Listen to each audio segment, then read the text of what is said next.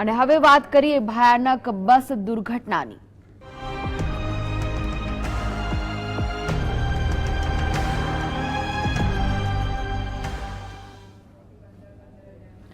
તો નવસારીના સુપામાં થયેલી ભયાનક બસ દુર્ઘટના બાદ સીએમ આનંદીબહેન બપોરે 3 વાગ્યાના અરસામાં નવસારી જશે। અહીં તેઓ મૃતકોના પરિવારજનોને શ્રદ્ધાંજલિ પાઠવશે તો ઈજાગ્રસ્તોને પણ મળશે। આ કરુણ દુર્ઘટના બાદ નવસારી અને આસપાસના ગામોમાં માતમનો માહોલ છવાઈ ગયો છે। નવસારીના ચારપુલ વિસ્તારમાંથી વહેલી સવારે મૃતકોની દફન વિધિ કરાઈ હતી। એક સાથે મૃતકોના જનાજા નીકળતા વાતાવરણમાં ભારે ગમગીની સર્જાઈ હતી। તો કાળજુ કંપાવી દે તેવી આ દુર્ઘટનાનો મૃત્યુઆંક 41 પર પહોંચ્યો છે। આ દુર્ઘટનામાં ખાસ કરીને વિદ્યાર્થીઓ ભોગ બન્યા છે।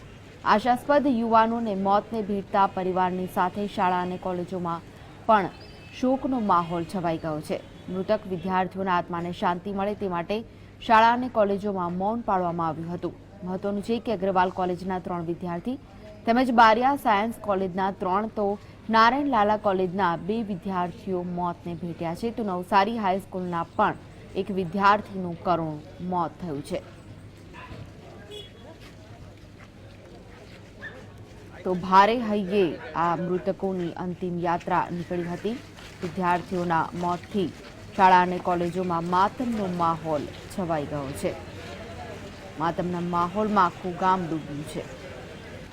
અંતિમ યાત્રામાં લોકો ઉમટી પડ્યા હતા। ભારે હૈયે લોકોએ આ મૃતકોને અંતિમ વિદાય આપી હતી।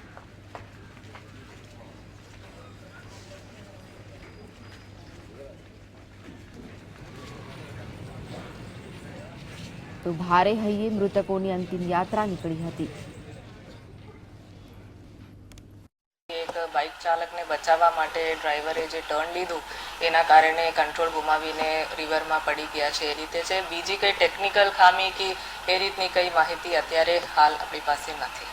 એટલે ટોટલ 41 ડેથનો ફિગર્સ છે અને નવસારી જિલ્લામાં હાલ દાખલ 19 ઈજાગ્રસ્ત વ્યક્તિઓ છે અને બીજા લોકોને 5 લોકોને સુરત શિફ્ટ કરવામાં આવેલા છે।